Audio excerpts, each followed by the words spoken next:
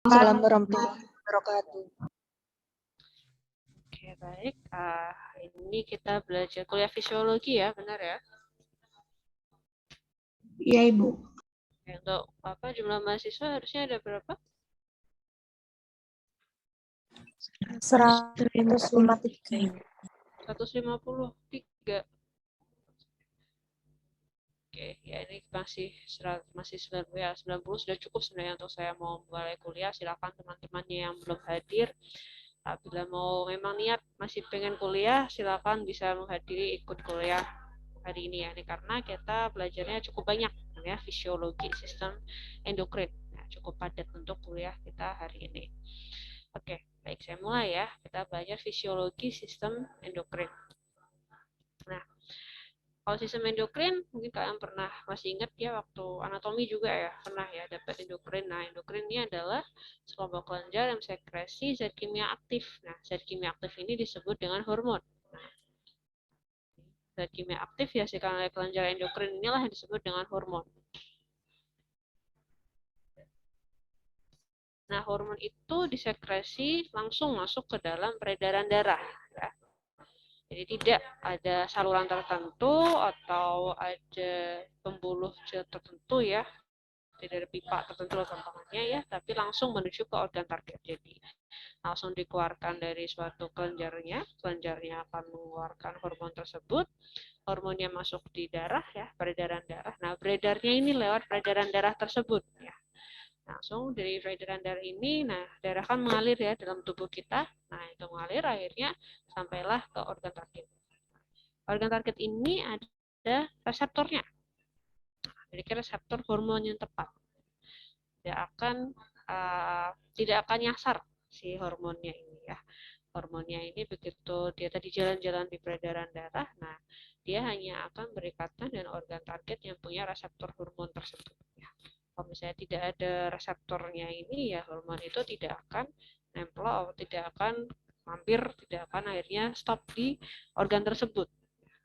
Tubuh kita memang sudah disetting segitu spesifiknya ya, bahkan bahwa apapun yang beredar di dalam tubuh kita sudah punya jalannya masing-masing, sudah punya rumahnya masing-masing, tempat kerjanya masing-masing, dan tidak mungkin ada error.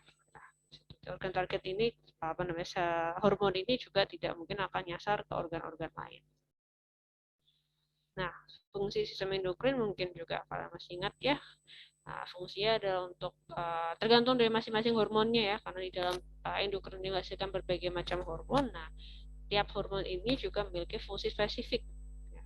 Ada yang terkait kematangan jaringan, ada yang terkait pengaturan regulasi konsentrasi ion di dalam darah, ada yang terkait keseimbangan cairan ya, mengatur jumlah cairan yang masuk maupun yang keluar dari tubuh kita, mengatur produksi sistem imun, mengatur tekanan darah, denyut jantung, glukosa darah, dan juga kadar zat gizi lain di dalam tubuh.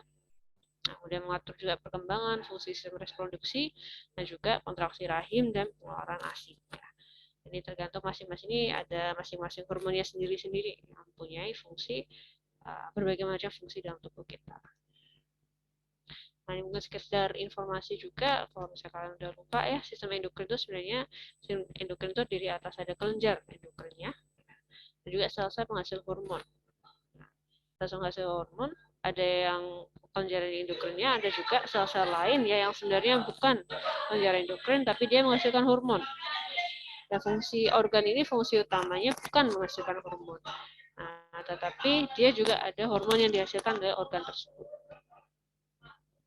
Nah, ada juga yang kalau ini endo kan namanya di dalam ya, endo. Nah, ada juga yang kelenjar eksokrin. Ya.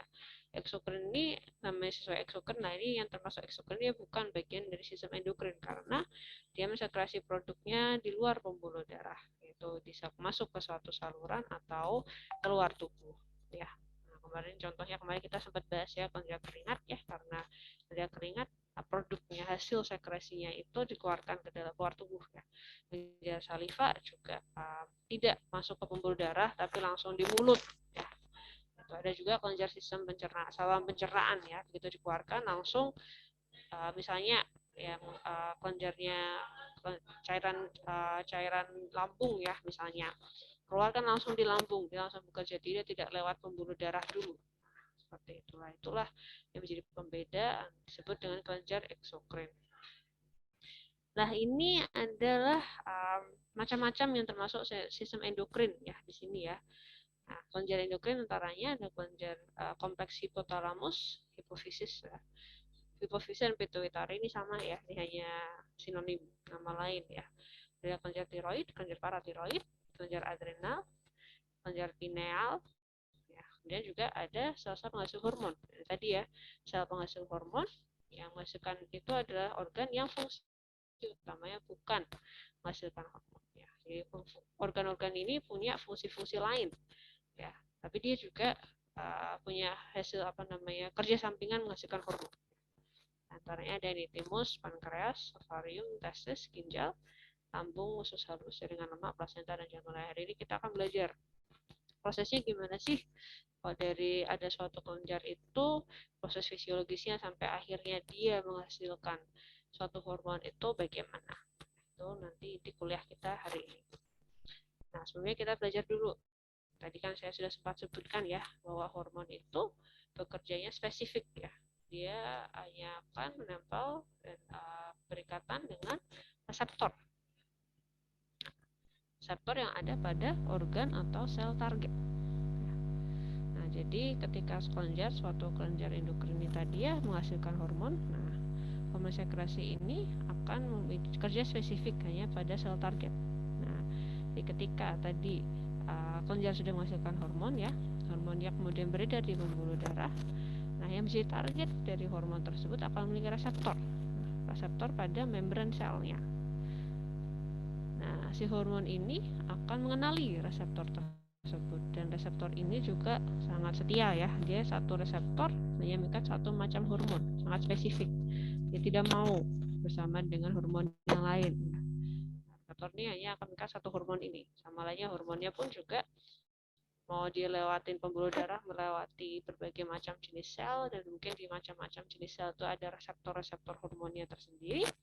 Nah, tapi hormon ini ya mencari satu-satunya reseptor yang jodohnya dia. Nah, ini saking sangat setia. Nah, ketika si hormon ini sudah menemukan jodohnya tadi ya, sudah menemukan pasangannya ini tadi di reseptornya itu, nah akan terbentuk kompleks ya reseptor dan hormon. Nah, ketika terjadi kompleks ini, maka terbentuklah suatu respons, ya. Fungsi atau ada perubahan fungsi dalam tubuh. Nah, ini ilustrasinya ya. Hormon melewati pembuluh darah ya. Ini dari sel, ini contohnya dari sel yang mungkin kelenjar endokrin ya. Kelenjar endokrin menghasilkan hormon ya. Nih, hormonnya ini misalnya salah satunya ada hormonnya, kemudian dari sel yang tersekresi, hormonnya keluar. Ya, hormon dikeluarkan masuk ke dalam pembuluh darah. Nah, ini dia jalan-jalan nih. Si hormon ini jalan-jalan di pembuluh darah mencari yang menjadi sel targetnya atau organ targetnya. Nah, organ targetnya ini tadi punya reseptor spesifik ya. Sudah ada pasangannya reseptor spesifik. Satu-satunya tempat rumah dia. Nah, nih, walaupun misalnya si selnya itu tadi di pembuluh darah lewatin sel yang sel lain ya, sel lain yang tidak punya reseptor dia, ya udah dia tidak akan berhubungan, tidak akan kemudian berikatan dengan sel lain itu ya sel yang non targetnya ini tadi ya.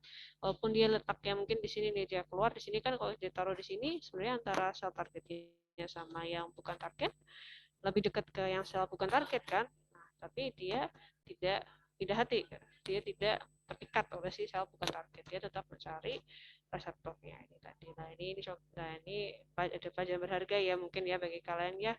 Nah, bahwa ya mau walaupun ada yang lebih dekat juga, kalau sudah tahu ini pasangannya adalah si reseptor ini, ya pasangannya ya harus tetap setia. Nah, sel aja setia, masa kalian enggak gitu ya. Nah, itulah kita dapat pelajaran ya dari fungsi fisiologis di sini ya. Memang apa yang diciptakan oleh Allah sudah sebegitu spesifiknya, sebegitu telitinya gitu ya. Bahkan bahwa hormon pun juga sudah ada jodohnya dan tidak mungkin akan terus kemudian mencari yang lebih dekat. Oke. Nah, Dalam mekanisme untuk pengendalian hormon itu ada mekanismenya ya, yang disebut dengan umpan balik negatif atau negatif feedback. Nah, di mana hampir semua hormon disekresi itu diatur oleh mekanisme ini. Nah, yang dimaksud dengan mekanisme umpan balik negatif itu adalah ketika tubuh itu menilai, oh ini kok kita tidak punya si hormon A misalnya, tubuh menilai, mendeteksi kita tidak punya hormon A, akhirnya dia akan itu akan menjadi sinyal kepada tubuh untuk dikirimkan ke si kelenjar yang menghasilkan hormon A. Maksudnya dikasih tahu ya, ini kita lagi butuh hormon A ini, tapi kita mohon kamu produksi ya. Nah, nanti setelah si kelenjar A-nya ini mudah menghasilkan si hormon A, nah nanti kan terdeteksi, tubuh akan mendeteksi, oh sekarang hormon A-nya sudah ada. Adanya hormon A ini akhirnya menjadi sinyal lagi bagi si kelenjarnya itu untuk berhenti memproduksi. Ini makanya disebut umpan balik negatif, karena adanya hormon ya itu akan menjadi tanda untuk kelenjar itu untuk berhenti atau mengurangi produksinya. Ini ada contoh ya, misalnya hormon insulin ada setiap sudah makan yang mengandung gula. Nah, jadi tubuh ketika mendeteksi, oh ini kita lagi ada gula, lagi ada glukosa. Oke, kita butuh hormon yang untuk menurunkan kadar gula adalah insulin. Nah, ya, terus tubuh kirim sinyal nih, pankreas, tolong hasilkan insulin. Oke, itu insulin keluar dan gula darah bisa turun ya. Ketika insulin tuh udah keluar ya, nah tubuh mendeteksi lagi, oh ini udah ada insulinnya. Sudah ada insulinnya, oh akhirnya glukosa darah juga udah turun. Oke, karena sudah ada insulinnya, maka kirim sinyal nih ke pankreas, udah ada kok insulinnya, udah cukup ya, tolong kamu gak usah banyak produksi. Kayak gitu ya, makanya jadi umpan balik negatif ya. Contoh lain ini siklus hormon FSH LH yang mempengaruhi sekresi estrogen. Nanti kita lihat FSH LH itu apa. Nah, siap 28 hari. Nah, ini akan muncul pada waktu siklus haid ya. Nah, ini tadi ya contoh umpan balik negatif dalam pelepasan hormon tiroksin. Nah, jadi ketika tubuh ini terpapar cuaca dingin ya, nah ini menjadi sinyal positif ya, dikirim ke hipotalamus. Tolong hipotalamus, ini kita butuh tiroksin. Karena ada dingin ini, kita butuh metabolismenya dinaikkan mungkin ya, biar tubuh kita bisa menghasilkan banyak panas. Oke, hipotalamus menerima nih. Hipotalamus kan soalnya pusat senternya ya, dia big boss-nya di situ ya, CEO. Ya, si hipotalamus akan mengirimkan sinyal positif ke hipofisis atau pituitari anterior. Nah, sinyal positifnya hipotalamus ini namanya nih TRH ya, thyrotropin releasing hormone. Nah, dikirim nih perintahnya, semuanya diterima oleh si pituitari anterior, diterima oleh hipofisis anterior. Oke, hipofisis ini menerima, terus kayak oke, berarti dia pun juga mau mengirimkan dokumen ya, surat untuk minta ke bagian cabangnya nih, produksi misalnya nih, ke bawahannya ini, tolong kamu produksi tirosin. Nah, ini perintahnya dari hipofisis anterior adalah ini bentuknya tirotropin gitu. Nah, kemudian tiroid menerima perintahnya, menerima tirotropin ini, dan oh oke, saya sudah terima permintaannya, jadi saya perlu mengirimkan tiroksin. Yang jadi sinyal positif, ini sinyal positif. Nah, disinilah ketika adanya tiroksin, tubuh mendeteksi adanya tiroksin ya, akhirnya ini menjadi negatif feedback, karena ini menjadi umpan balik untuk menurunkan atau mengurangi atau memberhentikan sesuatu. Nah, tubuh mendeteksi, oh ini sudah punya tiroksin, jadi dia kirim kabar nih ke ini, berarti ini tadi kan big boss-nya ya, ini bawahan kaki tangannya ya, si CEO nih, manajernya lah, dikasih tahu manajernya, udah nih, udah nggak perlu dikirim nih, kita sudah punya tiroksin ya. Oke. Dengan tiroksin nanti yang baru menjalankan fungsi tubuh ya, apa fungsi tubuh yang dibutuhkan untuk sebagai tanggapan dari paparan yang diberikan. Ya, inilah yang disebut dengan umpan balik negatif ya, atau negative feedback dalam pelepasan hormon. untuk hampir semua hormon itu cara kerjanya seperti ini ya. Kelenjar dan hormon ya, fisiologis kita ini intinya sebenarnya kurang lebih adalah seperti ini. Nah, tapi kita hari ini juga akan belajar secara spesifik ya untuk pada masing-masing hormon, masing-masing kelenjar itu bagaimana proses umpan negatifnya itu tadi. Ibu, Nah, maaf, suaranya kecil sekali terus berdengung gitu, mungkin dari mikrofon ya, Bu. oh ya.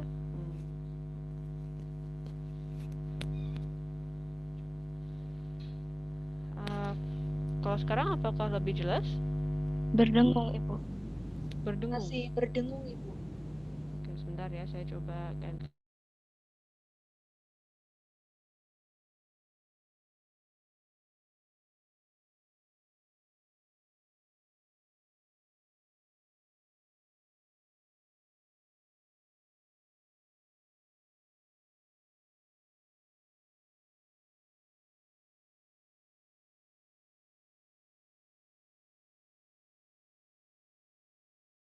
Oke, baik untuk Betty yang tadi saya sampaikan, apakah bisa diterima, bisa terdengar, atau perlu diulang?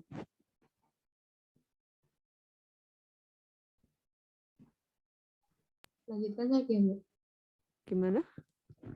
Lanjut saja? Dilanjutkan saja, nggak apa-apa, Ibu. Oke, baik, dilanjutkan saja. Nanti kalau memang tadi ada yang kurang jelas, ada yang merasa kurang jelas, mohon bisa disampaikan agar bisa saya ulang. Oke.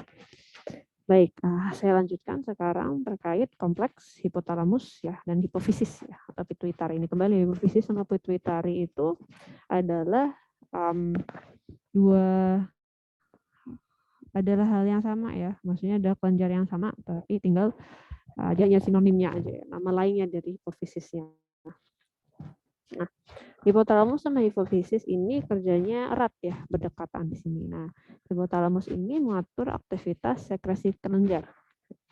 Nah, jenis hormon yang dihasilkan oleh hipotalamus itu ada dua. Ada releasing hormon ya, sesuai namanya release ya. Release berarti dia meningkatkan sekresi hormon. Nah, releasing hormon meningkatkan sekresi hormon. Nah, yang diatur siapa? Ini hipofisis.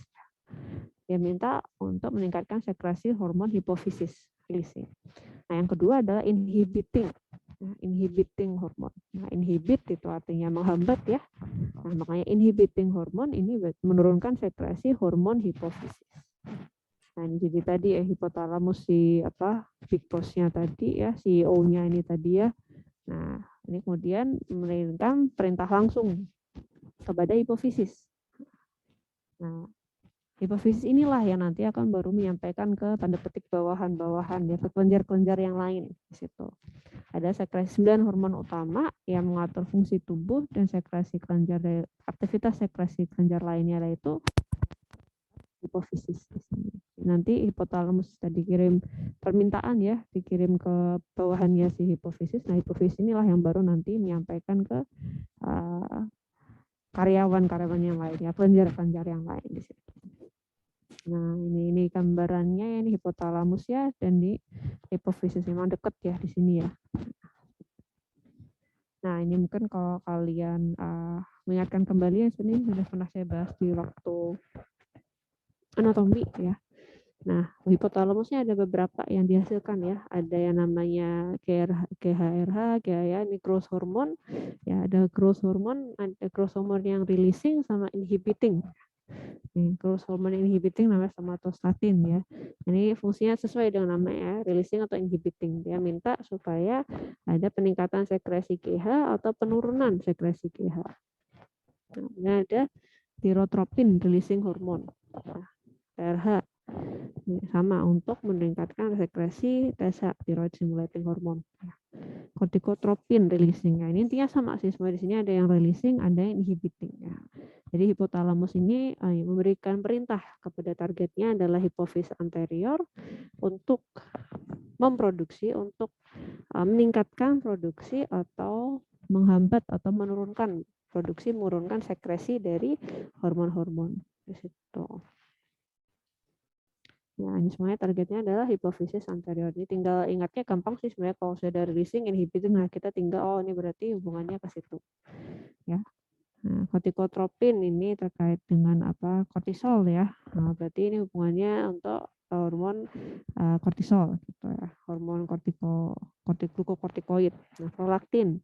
Prolaktin ini berarti minta supaya menurunkan sekresi hormon prolaktin. Releasing juga, releasing prolaktin, releasing hormon. Ini berarti untuk meningkatkan sekresi prolaktin. Di situ nih hipotalamus, nih hormon-hormon dihasilkan kurang lebih ya. Macamnya adalah ini ya, releasing dan inhibiting. Tinggal apa hormon yang diminta untuk ditingkatkan sekresinya atau apa hormon yang diminta untuk diturunkan sekresinya. Seperti itu. Nah, ini adalah ilustrasinya ya untuk fisiologis antara kerja hipotalamus dan hipofisis anterior.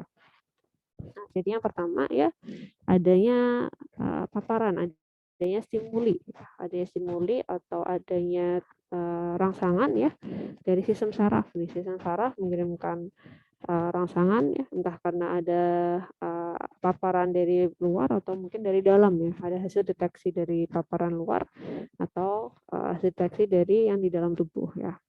Nah, adanya ini simbol ini kan kayak pesannya ya, sinyalnya nih, tadi ada sinyal, ini ada kabar nih. Nah, di sistem saraf, nah ada kabar ini akhirnya membuat hipotalamus itu ya, ini neuronnya, sel saraf hipotalamus itu mengeluarkan antara tadi releasing atau inhibiting, ya, hormon yang rilis atau inhibit. Ya. Di situ. Nah, kemudian hormon yang releasing sama inhibit ini tadi ya, perintahnya ini tadi disampaikan ke hipofisis anterior. Disampaikan ke hipofisis anterior. Nah, disampaikan menunjukkan si apa kan pesannya ini tadi kurir pesannya ya jalan sampai ke hipofisis anterior, berikatan dengan reseptornya. Nah, akhirnya berikatan sama reseptornya tergantung ya tadi dia untuk yang misalnya tadi ada GH growth hormone releasing hormone ya, growth hormone releasing hormone GHRH ya berarti dia berikatan di reseptor yang terkait dengan penghasilan growth hormone. Nah, disitulah baru hormon hipofisis ini dia hipofisis anterior ini akhirnya kemudian menghasilkan hormon yang dibutuhkan sesuai dengan perintahnya itu tadi.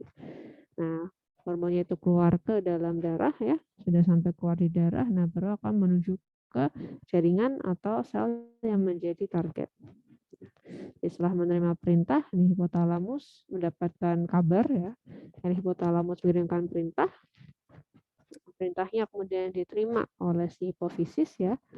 Nah, baru hipofisis akhirnya mengirimkan perintah juga ya, atau menggunakan hormon. Ya, tadi menggunakan perintah dalam bentuk hormon tadi. Nah, hormonnya inilah yang terus jalan-jalan di dalam peredaran darah menuju entah target sel target ya, sel targetnya atau ke kelenjar endokrin. Saya tadi adalah perintah untuk mengeluarkan perintah ya, ya akan menuju ke kelenjar berikutnya ya, untuk supaya disampaikan nih kita butuh ada kebutuhan ini nih, kebutuhan hormon ini, ada pesanan ini nih di situ. Nah, baru pabriknya tadi di pabrik yang cabangnya itu yang baru produksi. Ini gambarannya kurang lebih seperti itu. Nah, hampir sama ya. Tadi untuk hipofisis anterior, ini ada untuk hipofisis yang posterior. Ada ya satu rangsangan stimuli ya dari sistem saraf. Akhirnya, ini bedanya kalau di sini tadi lebih ke langsung ke pembuluh darah ya. Tapi kalau ini terkait dengan potensial aksi, ya, lebih erat kaitannya dengan hormon saraf. Nah, rangsangan sistem saraf akhirnya mendorong hipotalamus ini, sel saraf hipotalamus ini menaikkan atau menurunkan frekuensi potensial aksi. Nah, potensial aksi ini kayak sinyal di sel saraf ya. Nah, sinyalnya ini kemudian dibawa ke hipofisis posterior. Nah, hipofisis posterior akan melepaskan neurohormon ya, hormon yang terkait dari sistem saraf ya, dari akson kemudian ke sirkulasi darah. Nah, barulah si neurohormon ini dibawa menuju sel targetnya ya lewat sirkulasi darah. Setelah menerima perintah tadi sama sebenarnya alurnya. Akhirnya terus setelah kena posterior hipofisis posterior akhirnya diproduksi dan disampaikan masuk ke pembuluh darah dan disampaikan ke organ atau sel yang menjadi target.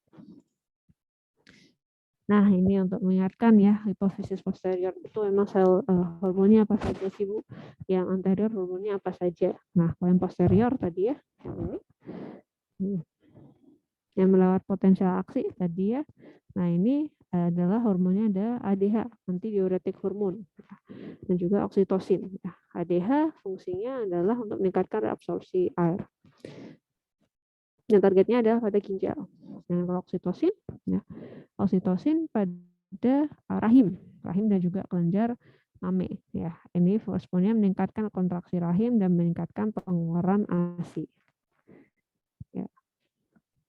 Oke, sedangkan kalau yang hipofisis anterior, ini tadi ya ada yang terkait perintahnya kan berarti GHRH ya, growth hormone, releasing hormone. Nah, ini nanti dari perintah itu apa yang terjadi lah si hipofisis anterior akan mengeluarkan growth hormone. Growth hormone. Targetnya kalau growth hormone kemana? Ke sebagian besar jaringan. Nah, growth hormone ini berperan dalam meningkatkan pertumbuhan jaringan, meningkatkan sintesis protein, meningkatkan pemecahan lemak, dan juga pelepasan asam lemak dan sel, meningkatkan sintesis glikogen dan meningkatkan produksi somatomedin. Ya, ini terkait dengan proses penyimpanan dan penggunaan energi ya di dalam tubuh kita ini. Juga akhirnya penggunaan energi apakah untuk pertumbuhan atau untuk fungsi-fungsi tubuh yang lain. Nah, kemudian ada hormon lain yang diproduksi oleh hipofisis anterior, antaranya TSH, thyroid stimulating hormone. Nah, ini juga mirip ya. Kalau tadi releasing inhibiting, nah kalau dari hipofisis namanya stimulating. Karena dia merangsang tadi ya untuk mengirimkan pesan kepada si pabrik cabangnya ini tadi ya untuk produksi hormon lain. Ya. TSH, thyroid stimulating hormone. Nah, ini targetnya akan jadi tiroid. Ini adalah perintah khusus untuk pabrik yang tiroid. Responnya adalah meningkatkan sekresi hormon tiroid. Kemudian ACTH, adrenocorticotropic hormone ya. Ini juga ini perintah khusus untuk si pabrik korteks adrenal, ya, adrenal cortex. Nanti hasilnya adalah meningkatkan sekresi hormon glukokortikoid. Kemudian ada lipotropin. Nah, lipotropin ini targetnya jaringan lemak, meningkatkan pemecahan lemak. Beta endorfin ya, pada otak untuk mendengar rasa sakit di otak. Melanocyte stimulating hormone ya, MSH. MSH ini pada sel melanosit, jaringan melanosit di kulit ya, untuk meningkatkan produksi melanin ya, sehingga melanin pada melanosit ya, akhirnya nanti efeknya kulit menjadi gelap. Kemudian ada LH, luteinizing hormone. Nah, ini di sistem reproduksi ya hubungannya LH sama SSH, stimulating hormone. Nah, ini terkait produksi hormon yang lain, progesteron dan juga proses ovulasi, juga produksi dan sintesis sperma. Nah, FSH untuk pematangan folikel dan juga sekresi estrogen. Kalau untuk laki-laki ada untuk produksi sperma. Dan prolaktin ya, tadi kita juga sempat sebut prolaktin. Nah, ini terkait dengan pada ovarium dan juga kelenjar mama untuk produksi ASI. Nah, oke. Nah, ini adalah macam-macam banyak hormon dari kelenjar hipofisis. Nah, kita akan bicarakan satu-satu ya untuk kelanjutannya. Tadi kan sudah hipotalamus mengirimkan perintah ya. Nah, perintah akhirnya disampaikan ke hipofisis. Nah, ini hipotalamus nih. Hipotalamus kan benar-benar CEO, dia supervise ya, dia mengawasi semua proses dalam tubuh ya. Nah, pas ini dapat laporan nih, ada perubahan osmolaritas darah nih. Ya, dapat laporan nih, dapat WA nih, kita ada laporan nih, ada yang berubah di sini, kita perlu produksi. Terus kita perlu produksi hormon ADH untuk menstabilkannya lagi. Nah, kayak di dalam tubuh ya, osmoreseptor, neuron, sel-sel sarafnya itu juga semuanya mendeteksi, oh ini memang ada penurunan tekanan darah. Nah, terus perintah kabar tentang ini akhirnya dibawa oleh si potensial aksi. Bisa dibayangkan potensial aksi ini sinyal atau mungkin bolehlah dianggap sebagai kurir yang bawa kabar. Nah, dibawa ke akson menuju ke hipofisis posterior. Nah, setelah diterima dibawa ke hipofisis posterior nih ya. hipofisis posterior menerima perintahnya itu tadi. Oh, ini dari hipotalamus bilang nih kita agak kebutuhan ini.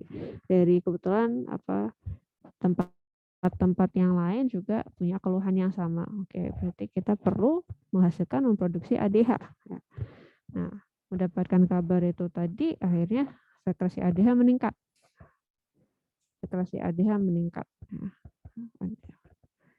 kemudian juga reabsorpsi air, efeknya adalah reabsorpsi air itu meningkat dan juga osmolaritas darah itu menurun ya.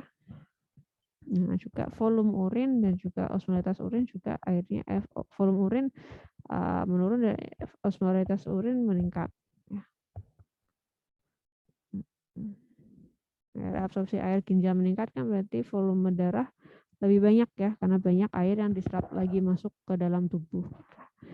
Dengan adanya darahnya air cairan tingkat volume darah meningkat ya, volume darah meningkat maka osmolaritasnya akan menurun dan efeknya adalah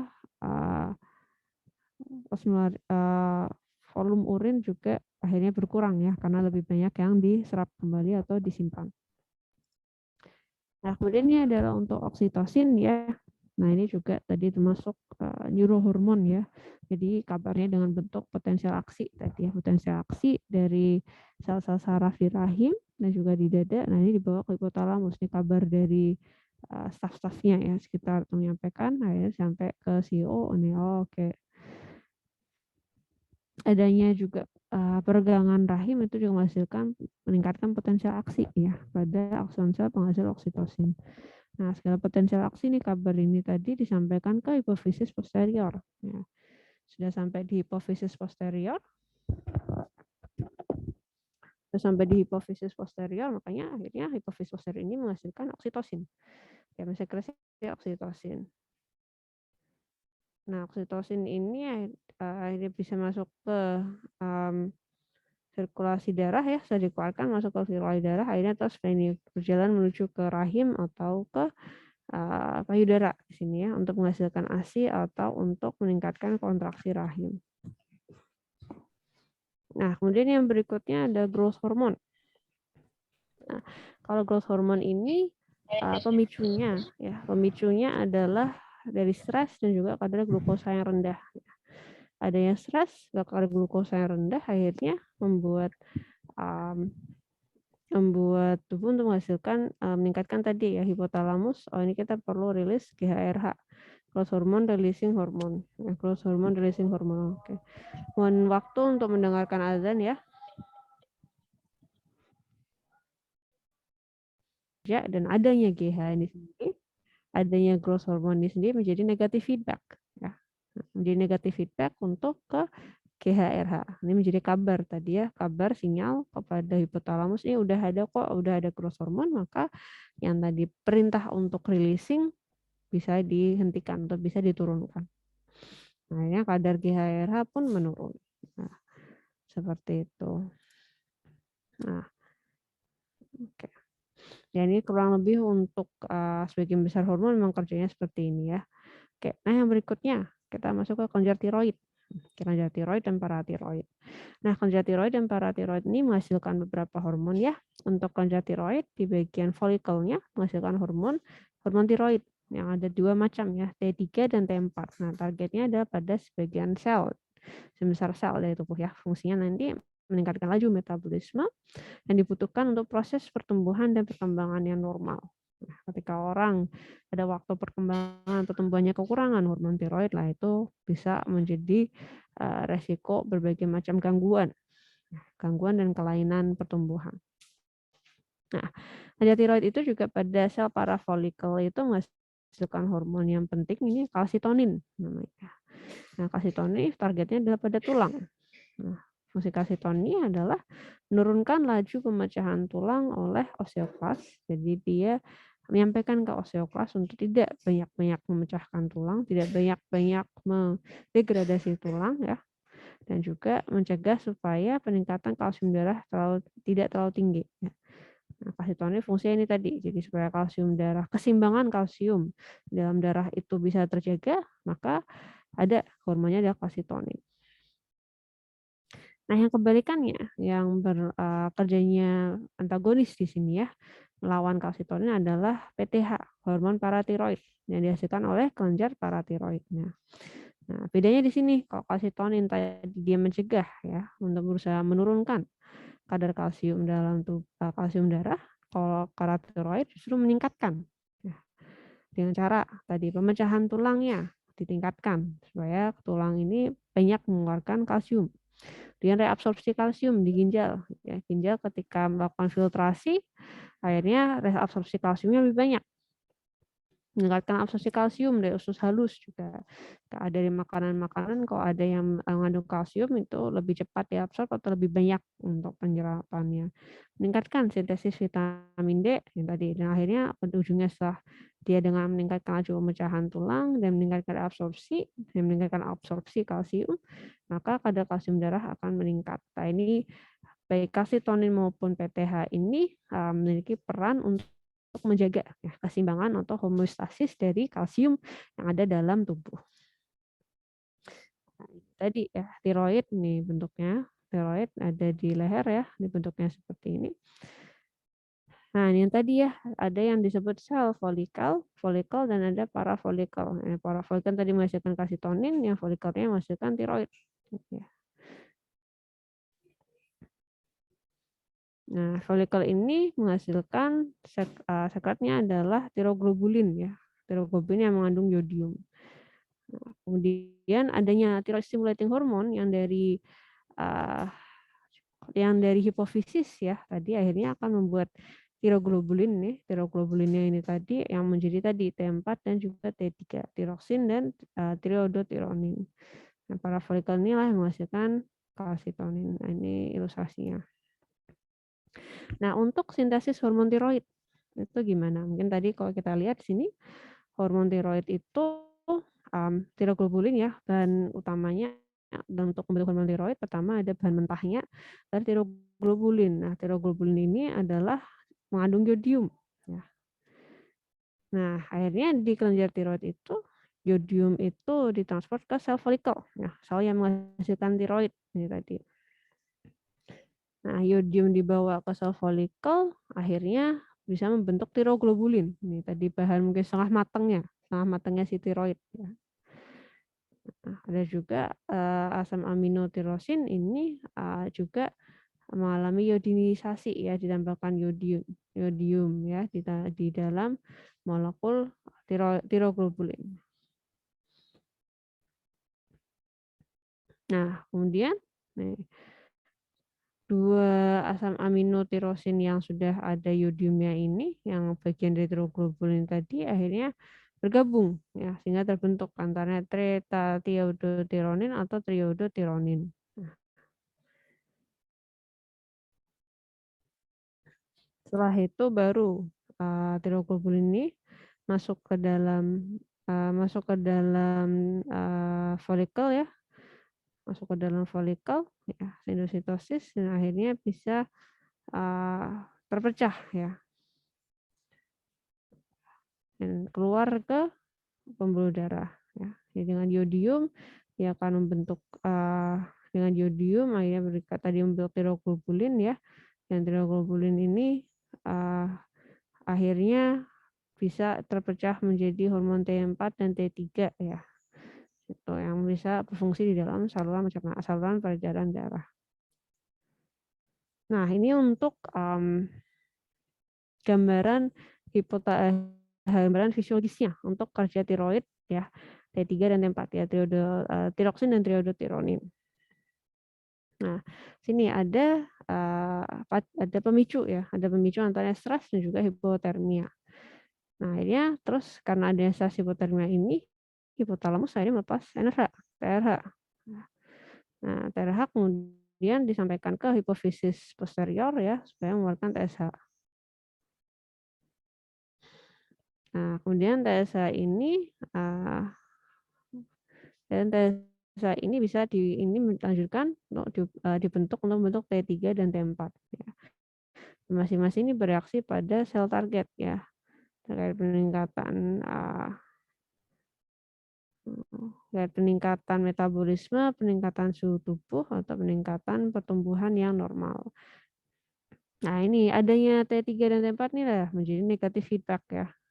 Negatif feedback supaya hipotalamus kamu udah nggak perlu banyak-banyak buat TRH, dan juga hipofisis kamu juga tidak perlu banyak-banyak buat TSH. Nah, ini menjadi negatif feedback. Nah, tadi akan kelenjar paratiroid ya.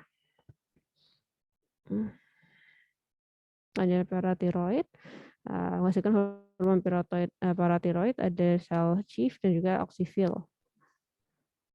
Nah, fungsi utama yang untuk paratiroid ini adalah mengatur metabolisme kalsium ya.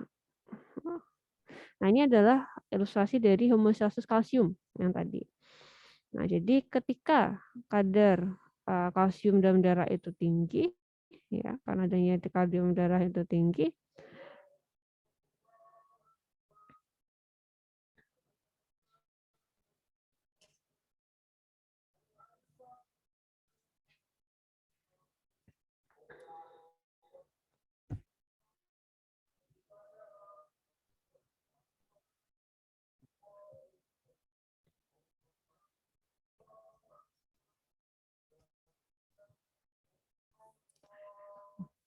ya, kadar kalsium dalam darah tinggi akhirnya ini menjadi sinyal tadi ya, ini sinyal masih positif feedback ya, untuk kepada kelenjar untuk menghasilkan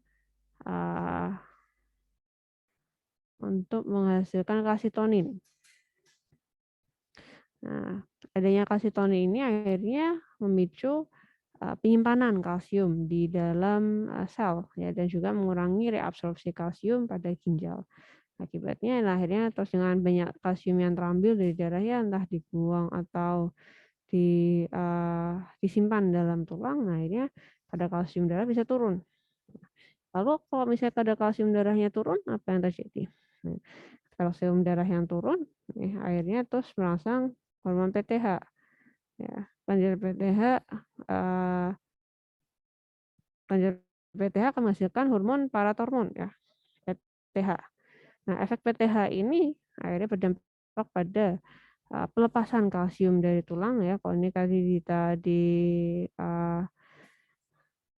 tadi disimpan ya, ini dikeluarkan. Kemudian reabsorpsi di ginjal juga ditingkatkan. Nah, kemudian juga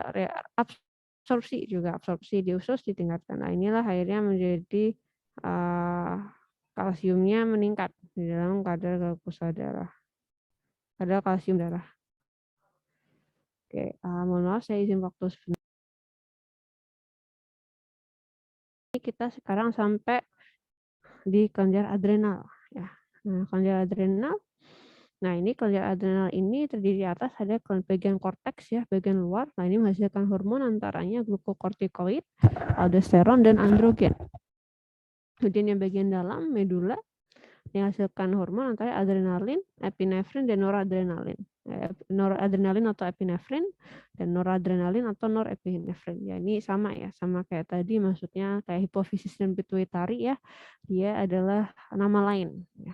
Gampang sih ngapalinnya sendiri, satunya adrenalin atau epinefrin, satunya ada nornya, noradrenalin dan norepinefrin. Nah, ini hormon-hormonnya tadi ya. Korteks adrenal ada glukokortikoid, aldosteron, androgen. Glukokortikoid ini targetnya pada sebagian besar jaringan ya, untuk meningkatkan pemecahan protein dan lemak, meningkatkan produksi glukosa. Namanya juga kortikoid, kortisol, glukokortikoid sama juga. Menghambat respon imun, menurunkan inflamasi. Kemudian aldosteron. Aldosteron ini pada ginjal untuk meningkatkan reabsorpsi. Nah, untuk meningkatkan reabsorpsi air dan juga ion-ion terkait dengan air ini, natrium, kalium, dan juga H+. Untuk asam terkait dengan pengaturan cairan, pengaturan elektrolit, dan juga pengaturan keasaman darah. Androgen, nah ini juga targetnya banyak ya. Ini terkait dengan pengembangan tanda kelamin sekunder. Nah, kemudian yang adrenal, medula ya, bagian medula tadi misalnya epinefrin dan norepinefrin. Nah, ini fungsinya meningkatkan aliran darah ya, ke otot dan jantung. Juga vasokonstriksi pembuluh darah dan meningkatkan pengeluaran glukosa dan asam lemak ke darah. Nah, ini adalah untuk fisiologisnya ya. Tadi prosesnya. Nah, untuk kelenjar adrena yang medula. Ya, medula tadi menghasilkan apa? Epinefrin dan norepinefrin. Nah, medula ini ada pemicunya, ada rangsangannya, itu ada dari stres, aktivitas fisik, dan juga kadar glukosa darah yang rendah. Nah, terdeteksi ini akhirnya hipotalamus ini menerima, ini kan ada kabar, stimuli ini, kabar. Dan kabar ini akhirnya ada meningkatkan aktivitas saraf simpatis ya. Nah, kabar ini membuat hipotalamus, ayo terus kita tingkatkan aktivitas saraf simpatis dan meningkatkan potensial aksi. Nah, terus akibat adanya potensial aksi ini, tadi ya kabar dari potensial aksi ini, nah, di kabar lewat ini jalur saraf simpatis ya ini ya, jalurnya lewat saraf simpatis nih. Nah, akhirnya terus medula adrenal ini akhirnya terpicu. Oke, oh dapat kabar ini. Nah, kabarnya oke kita perlu sekresi epinefrin dan norepinefrin yang akhirnya berdampak pada sel target. Nah, dampaknya apa saja nih? Meningkatkan pelepasan glukosa dari liver, dari hati ke darah, meningkatkan pelepasan asam lemak, nah, meningkatkan tekanan denyut jantung, nah, kemudian menurunkan aliran darah, meningkatkan aliran darah, meningkatkan aliran darah di tulang dan juga jantung. Kalau tadi yang diturunkan itu adalah dari organ dalam ya. Tekan darah dan juga meningkatkan laju metabolisme sel otot. Ini untuk yang medula. Nah, kemudian yang satunya yang ada di korteks ya, itu menghasilkan kortisol. Salah satunya tadi glukokortikoid. Nah, glukokortikoid ini salah satunya adalah kortisol ya. Nah, ini juga mirip ya, tadi dari stres, glukosa darah. Ini bisa kita bayangin ya bahwa dari satu macam rangsangan ya, trigger, pas stres juga glukosa darah, nah tubuh kita yang terpicu itu macam-macam di sini ya. Terbanyak hormon yang akhirnya terus dikeluarkan oleh tubuh kita.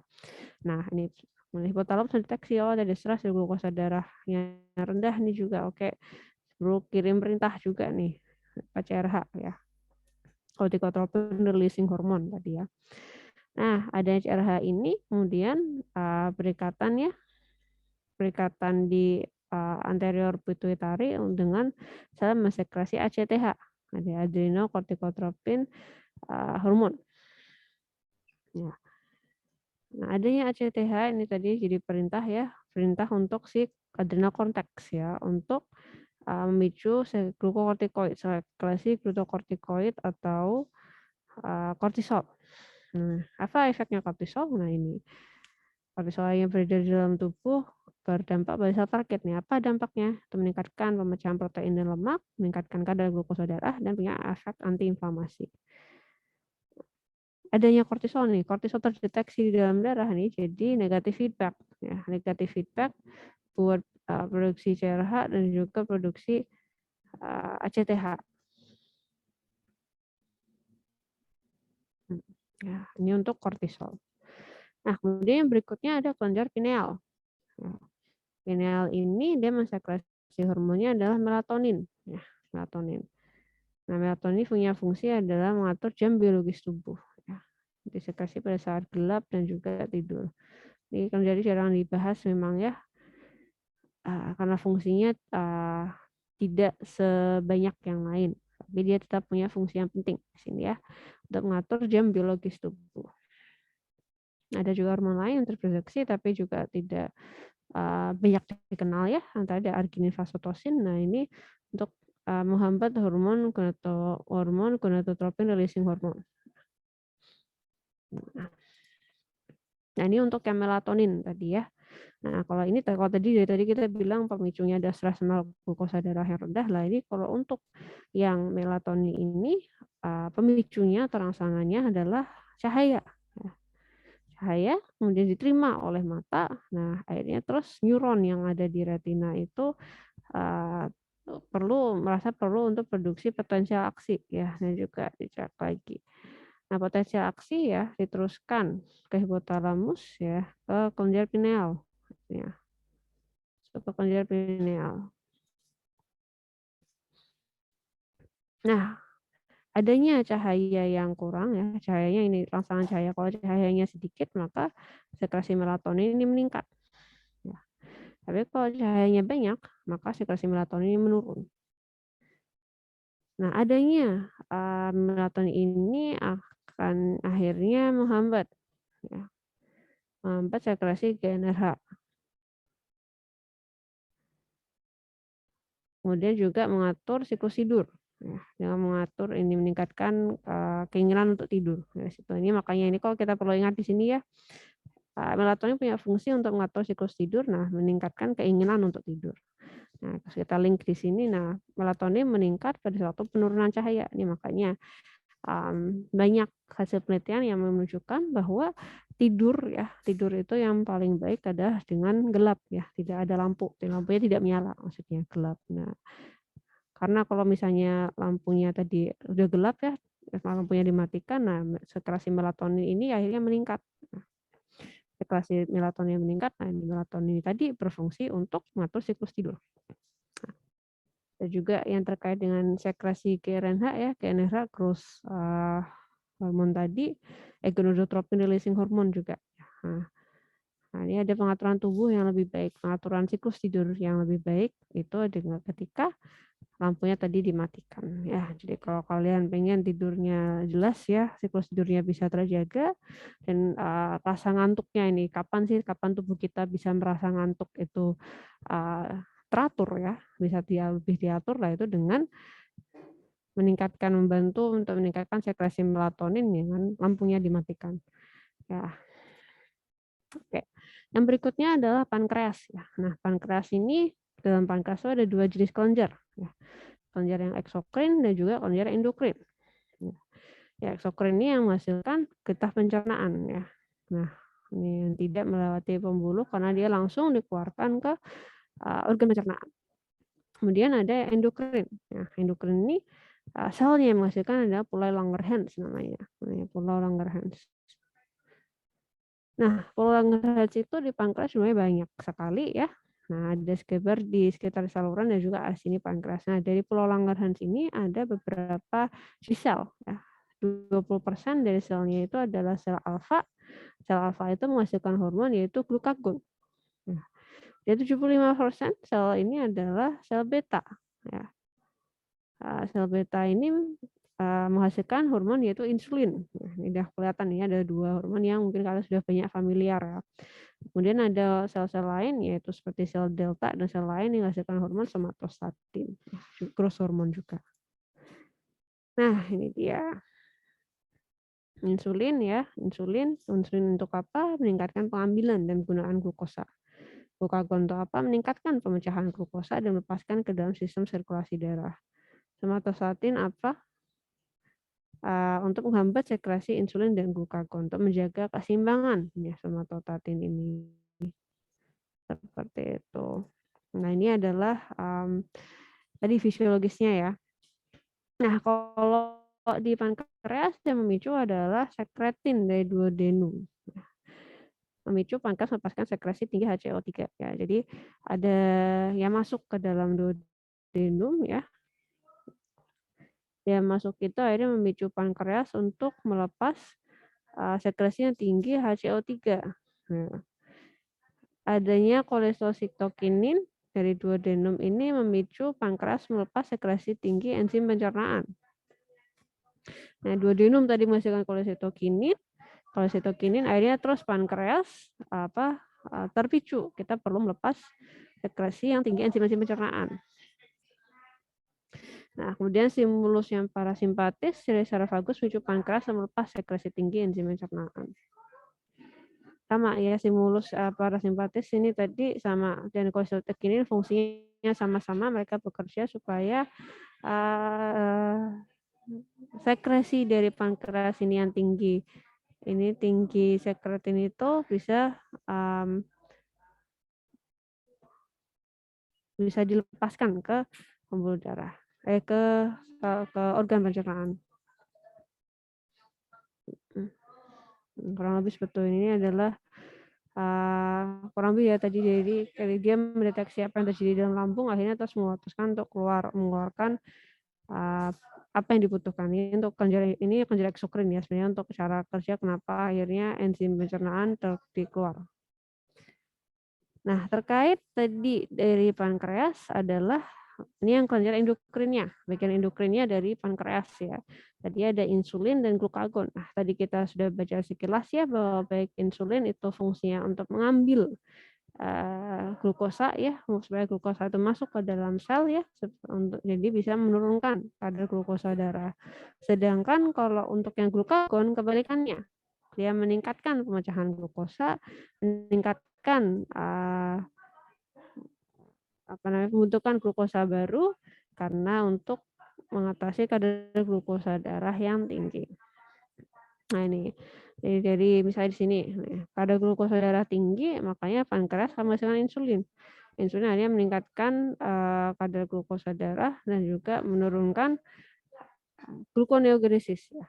Nah, mengambil jadi di sini adalah dia meningkatkan sel-sel atau otot itu untuk mengambil lebih banyak glukosa. Dan juga karena banyak maka pembentukan glikogen di liver juga ditingkatkan. Dan pembentukan glukosa dari sumber-sumber lain itu diturunkan. Nah ya, glukosa darah kembali normal. Nah, ya ada masa ketika kadar glukosa darahnya turun. Nah, ketika turun maka yang dilepas adalah glukagon. Nah, glukagon ini menyebabkan akhirnya glikogenolisis meningkat ya. Glikogenolisis ini tadi cadangan glikogennya yang ada di liver, cadangan glukosa yang ada di liver disuruh dipecah ya. Kemudian juga gluconeogenesis ya. Gluconeogenesis adalah pembentukan glukosa dari bahan yang selain karbohidrat. Itu antara ada protein dan lemak. Nah, setelah ini dihasilkan, maka kadar glukosa darah bisa kembali ke normal. Seperti itu.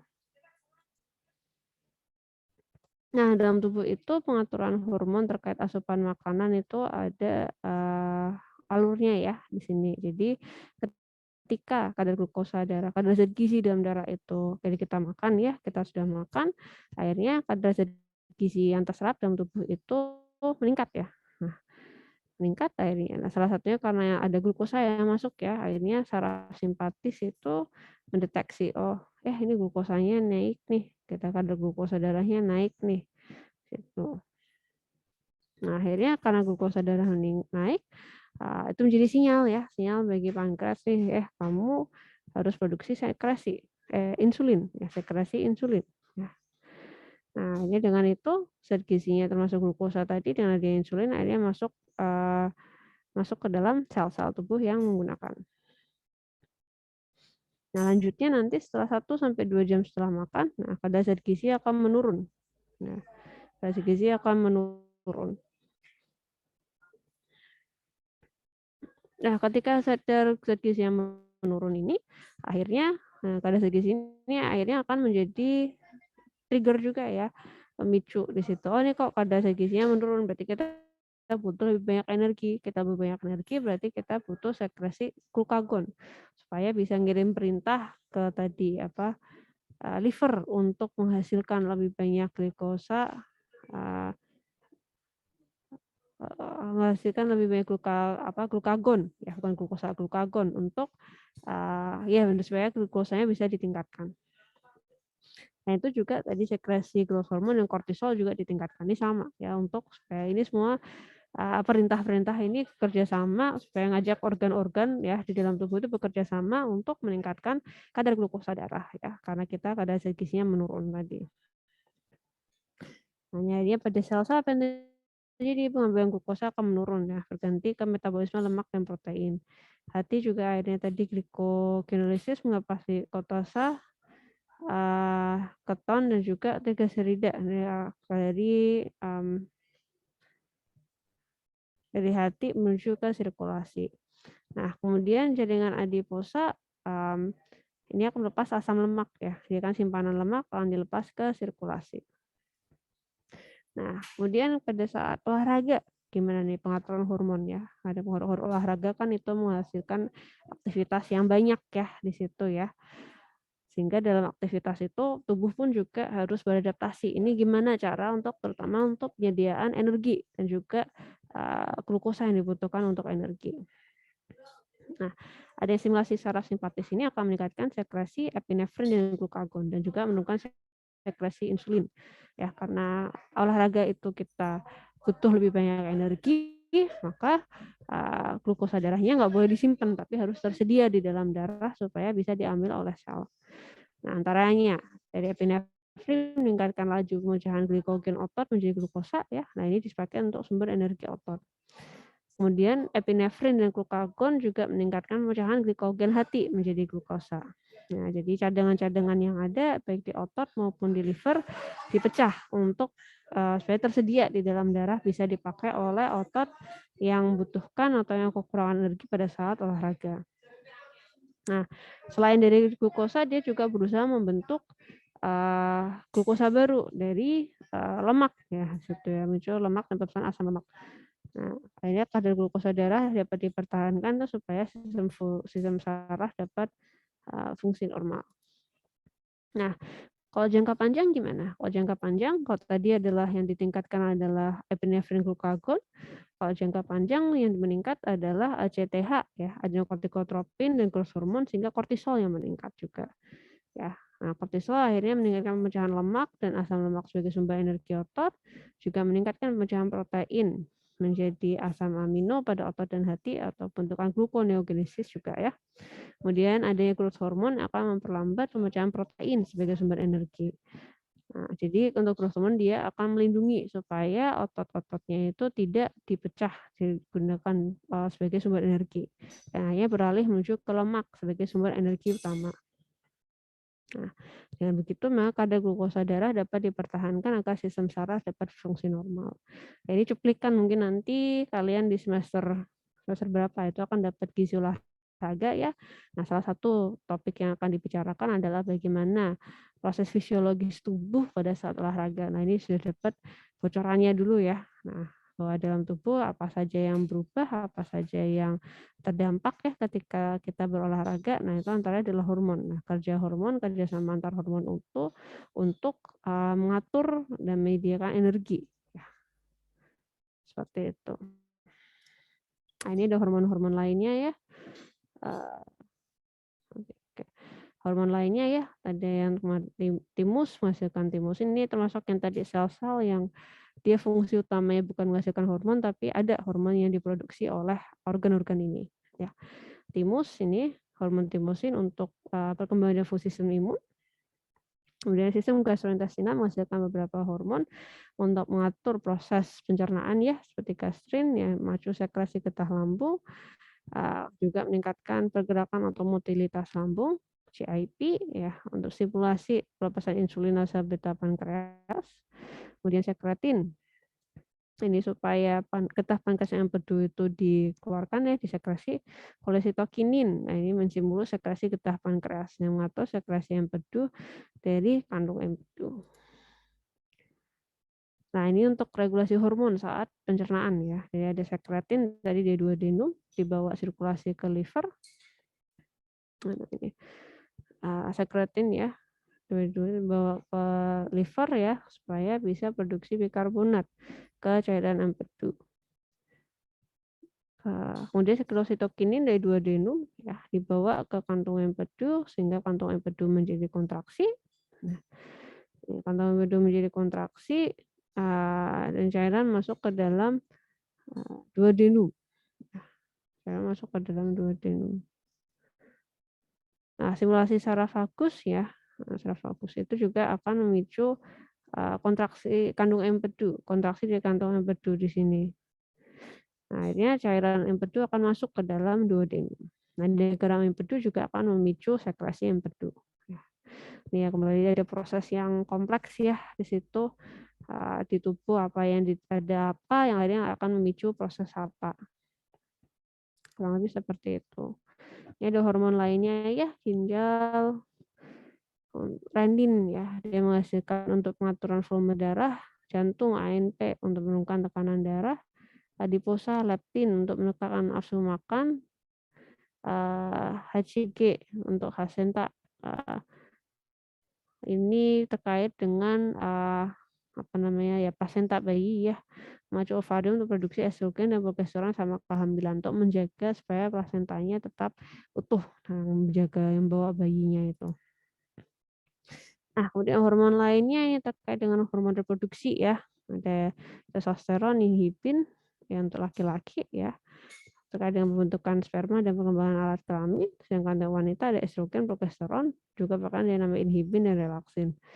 Nah, estrogen ya untuk perkembangan rahim ya, perkembangan alat kelamin dan siklus menstruasi, sehingga progesteron juga sama fungsinya di situ.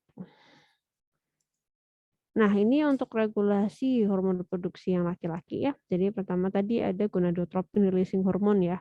Hormon yang perintah yang dari hipotalamus terkait dengan produksi hormon reproduksi.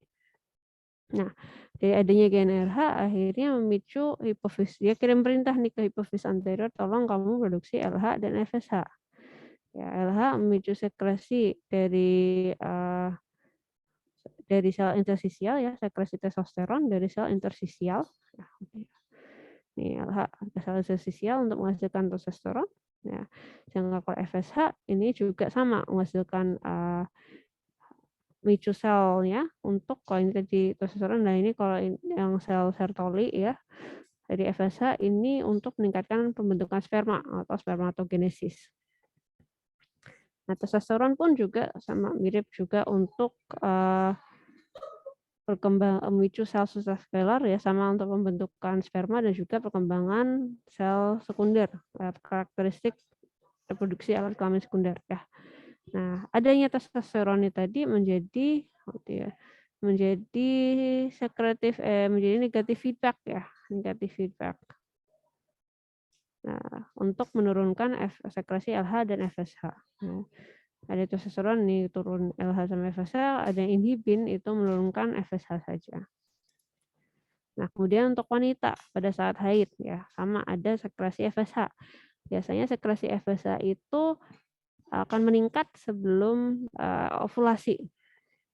Dan sel-sel folikel juga akan mensekresi hormon berupa estrogen. Nah, kemudian estrogen akan memicu proliferasi endometrium ya, memicu penebalan rahim ya di situ. Dan hipotalamus akan meningkatkan sekresi LH. Nah, jadi akibatnya yang bisa diamati adalah hormon LH dan FSH ini sebelum ovulasi sudah kadarnya cukup tinggi. Ya. Nah, adanya kadar LH yang tinggi ini akan menjadi folikel itu matang. Ya. Folikel matang sehingga terjadi ovulasi.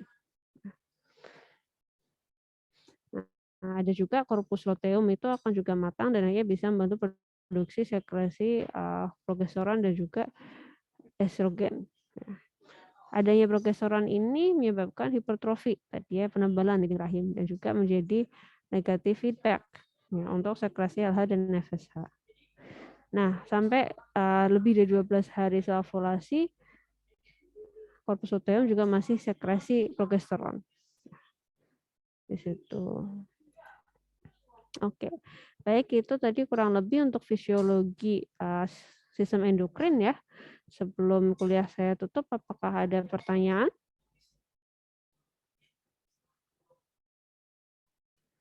Apakah kuliahnya jelas?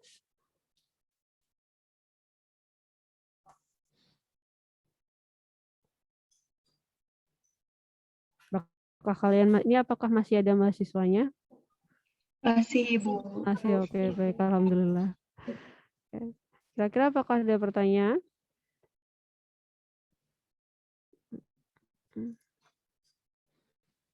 Kalau nggak ada yang bertanya, saya ganti yang bertanya, boleh?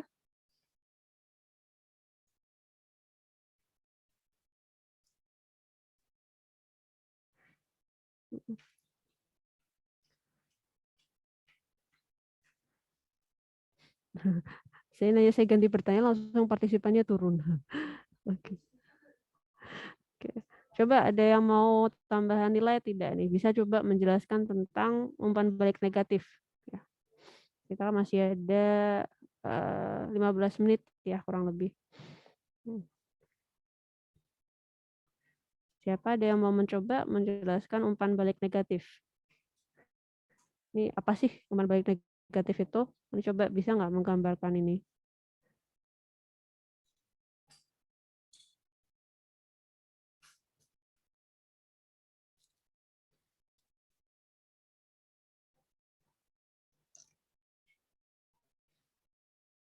Siapa? Ada yang mau mencoba?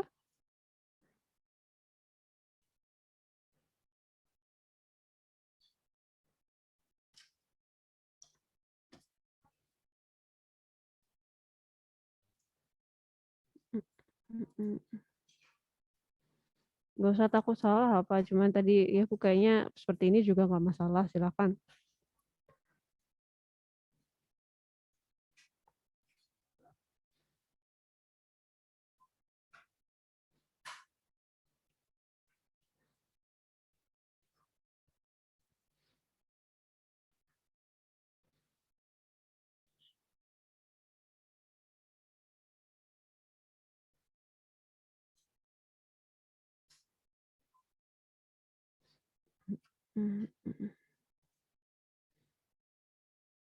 Sudah 1 menit berlalu belum ada yang berani. Atau pilih, minta siapa mau menjelaskan umpan balik negatif atau homeostasis homeostasis kalsium atau homeostasis kalsium atau satu lagi tadi apa glukosa.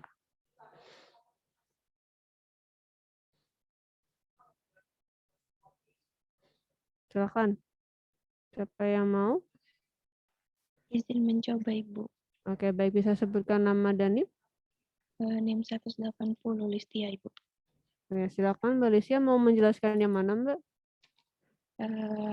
Yang ini Oke. yang mungkin tadi yang saya tangkap sih kalau negatif feedback itu kayak upaya buat itu kan buat apa sih homeostasis ya untuk seimbang gitu. Jadi kalau misalnya kan yang feedback positifnya itu jadi kayak pokoknya perintah buat gitu buat produksi gitu. Nah kalau negatifnya tuh kayak bilang udah cukup stop gitu biar tetap seimbang atau gimana gitu kayak ngasih tahu udah cukup atau misalnya kelebihan gitu-gitu mungkin. Makasih. Iya, ya baik, terima kasih Listia. Oke, ya intinya tadi sudah benar ya dari Listia itu ya. Intinya bahwa adanya umpan balik negatif, kalau umpan positif kan kita memberikan perintah ini untuk tolong mohon kamu produksi ya, sinyal untuk produksi di situ. Kalau negatif, nah adanya hormon ya itu menjadi sinyal bagi kelenjar itu untuk menurunkan produksinya situ. Seperti di sini adanya tiroksin ini menjadi sinyal negatif ya, sinyal negatif, umpan balik negatif supaya ke hipofisis anterior untuk menurunkan produksi tirotropinnya. Ya, karena si tirotropin ini kan perintah ya, perintah ke tiroid. Ini adalah si perintahnya, sinyalnya ya, sinyal dari hipofisis ke tiroid untuk produksi tiroksin.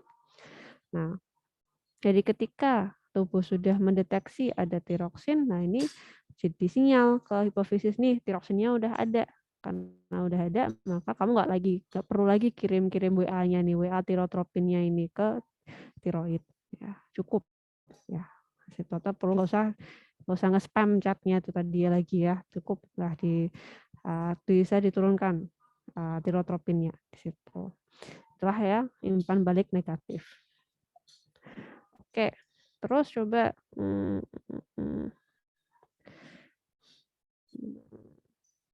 nah coba silahkan ada yang bisa mencoba menjelaskan ini homeostasis kalsium.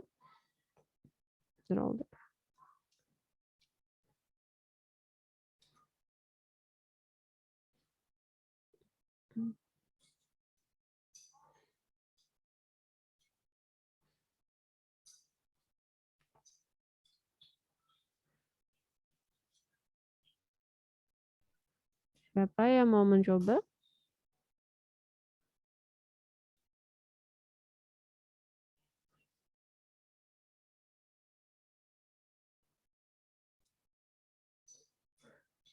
Tidak ada yang mau mencoba.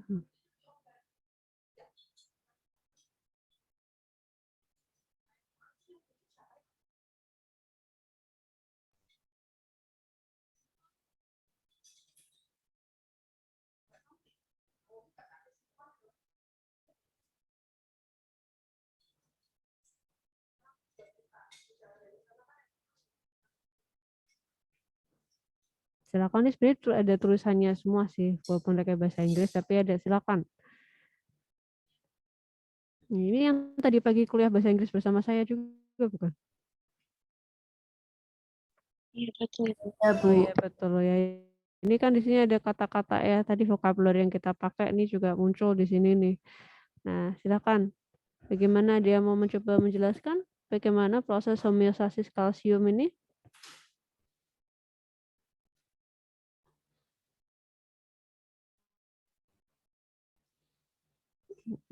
Nah, kalau kalsiumnya naik bagaimana?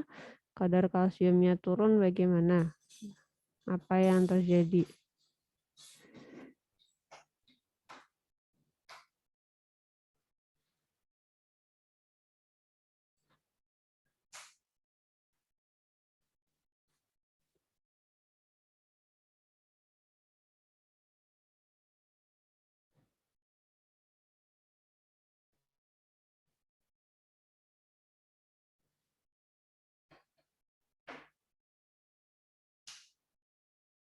Ibu, saya izin mencoba. Oke, baik. Silakan, siapa? Bisa sebutkan nama dan NIM. Gusti, NIM 176. Siapa, Mbak? Maaf. NIM 176 Gusti. Oh, Gusti. Oke, silakan. Jadi, bentar. Ini suara saya kedengaran jelas. Kedengaran cuma volumenya kayak kecil gitu, Mbak. Ini sudah, Ibu. Ini sudah lebih jelas. Oke. Jadi kan homostatis kalsium. Jadi misalnya homostatis kadar kalsium darahnya itu naik, kadar CA-nya kadar CA-nya itu kadar CA darahnya stimulus kadar CA2 plusnya itu bakalan ke kelenjar tiroid melepaskan kalsitonin. Terus dari kalsitonin itu merangsang CA2 plus deposition di tulang dan mengurangi penyerapan di ginjal. Terus kalau misalnya kadar kalsium darahnya itu turun, itu kan terjadi penurunan kadar CA darahnya.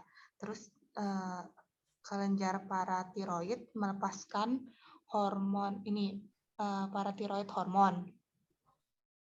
Terus dari kadar paratiroid hormon itu merangsang pelepasan tulang, CA2-nya itu merangsang pelepasan CA2 dari tulang. Terus meningkatkan CA2 di ginjal.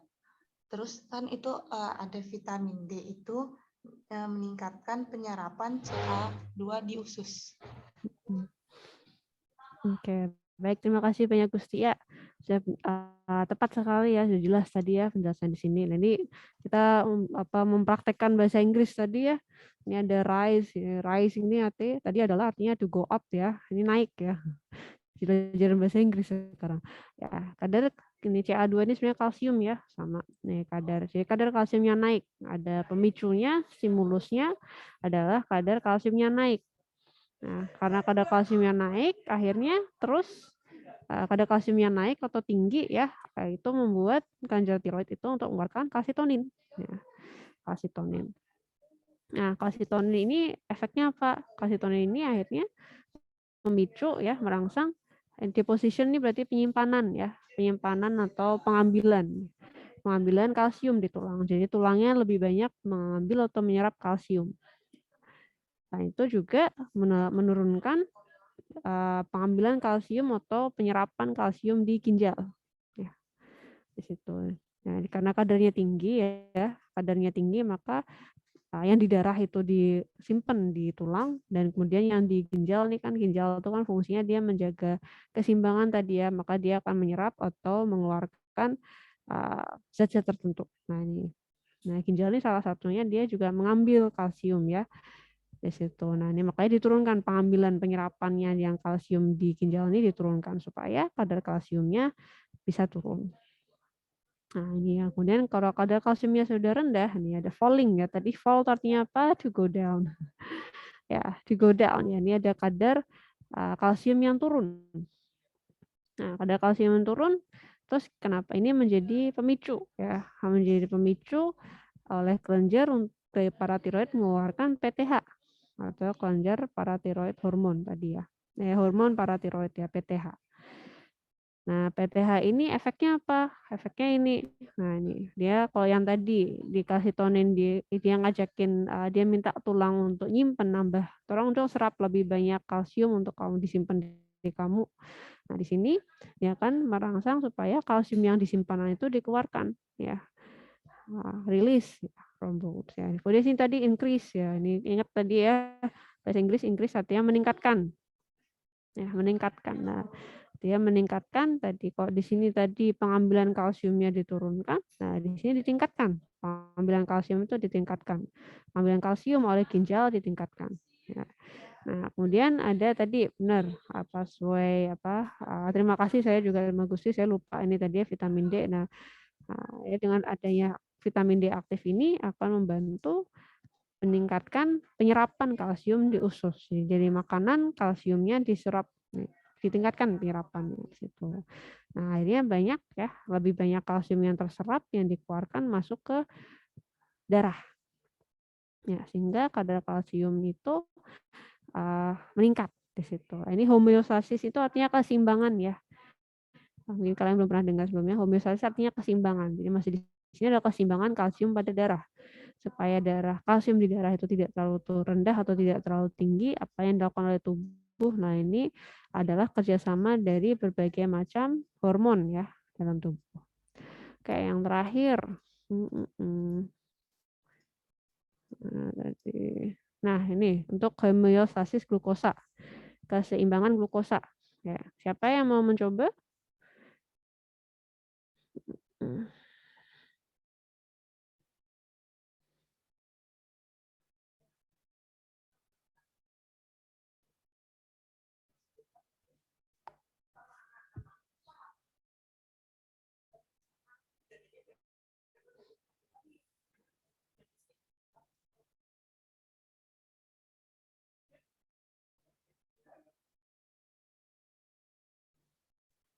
Siapa yang mau mencoba untuk homeostasis glukosa?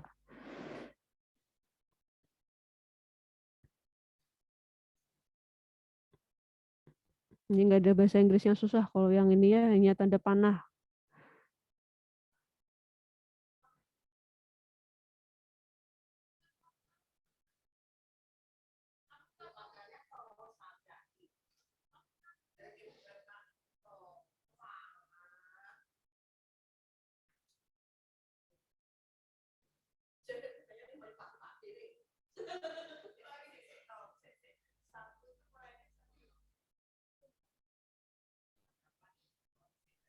Saya mau mencoba lagi, Bu. Oke, boleh. Siapa ini? Lisia? Iya. Oke, silakan Lisia. Jadi kalau misalnya kadar glukosa darahnya itu menurun, di gambarnya itu kayak malam ya, Bu. Iya. Ya, itu tuh bakal ada kayak sinyal gitu, stimulus ke pankreas ya, Bu. Buat ngeluarin glukagon yang fungsinya untuk membantu meningkatkan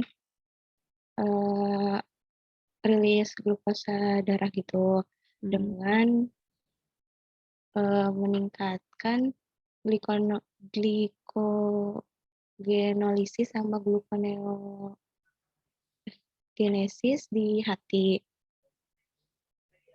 Nantinya setelah itu jadi normal. Nah, terus bisa juga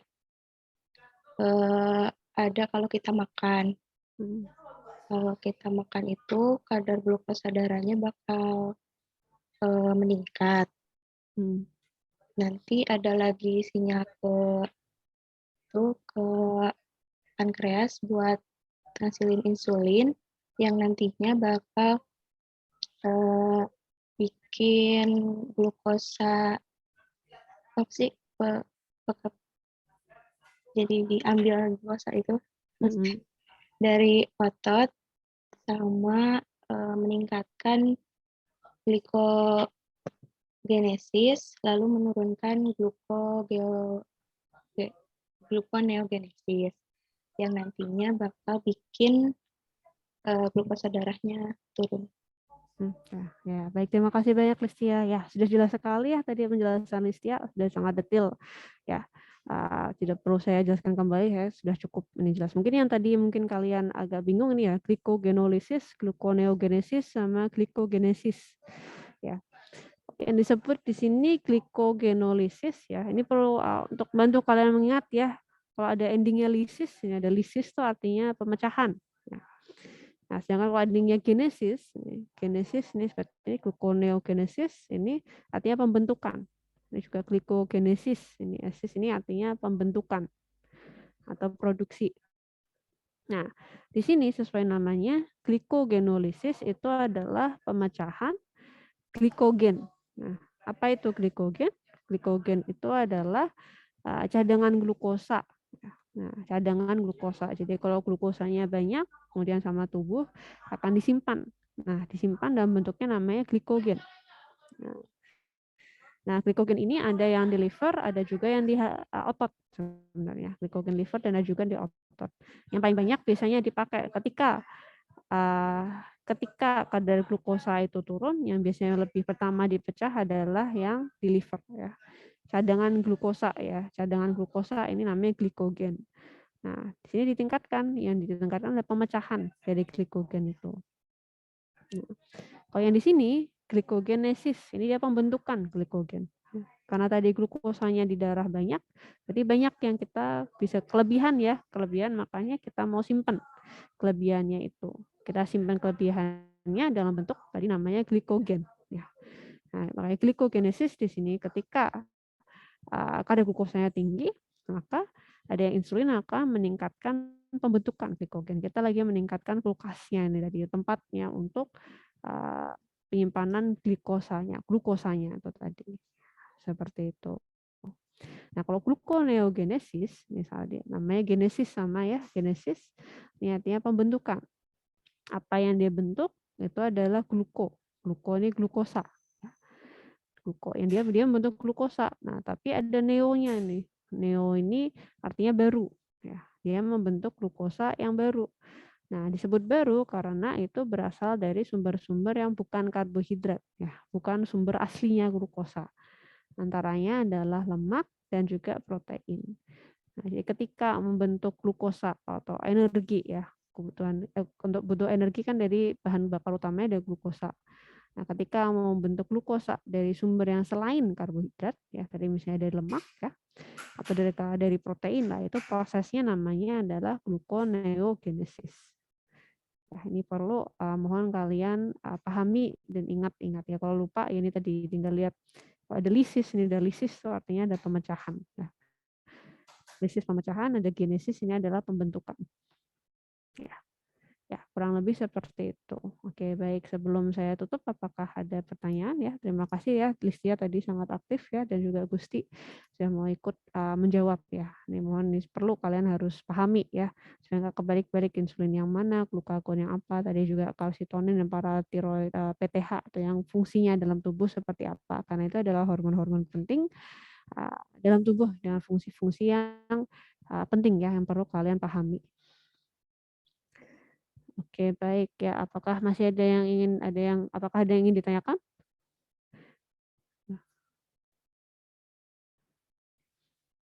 Mungkin saya ingin bertanya. Oh ya, boleh silakan. Siapa yang mau bertanya? Saya Gusti. Oh ya, silakan Mbak Gusti. Maaf, ini kan ada beberapa hemostatis. Nah, hemostatis itu emang ada di seluruh sistem fisiologi gitu atau cuma di sini, Bu? Ya, oke. Baik, terima kasih pertanyaannya Gusti ya. Homeostasis ya, homeostasis. homeostasis. Ini sebenarnya adalah artinya keseimbangan ya. Keseimbangan ini ya berlaku untuk semua proses dalam tubuh, kan memang semua proses dalam tubuh itu ada keseimbangan ya, ada keseimbangan yang perlu dijaga ya. Jadi kalau ini sebenarnya hanya istilah Latin ya kalau nggak salah ya. Nah, itu menyebutkan untuk proses yang menjaga keseimbangan itu namanya homeostasis. Nah, jadi untuk semua proses tubuh ya yang dimana memang ada perlu keseimbangan yang dijaga, itu kita bisa sebut dengan homeostasis ya.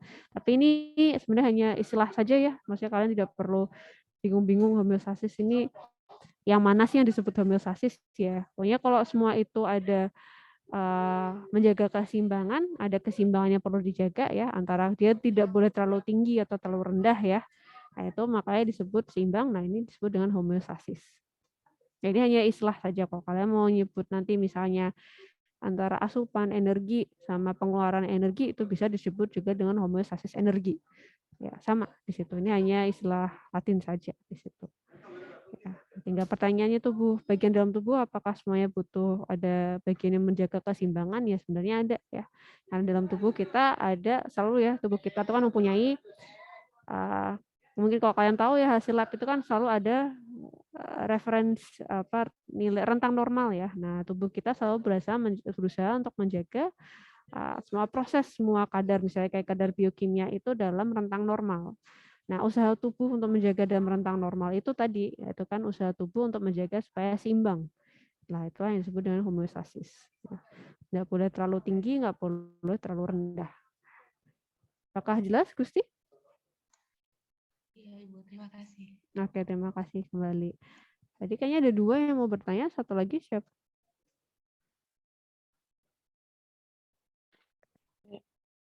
Enggak, Ibu. Tadi saya mengingatkan waktunya habis.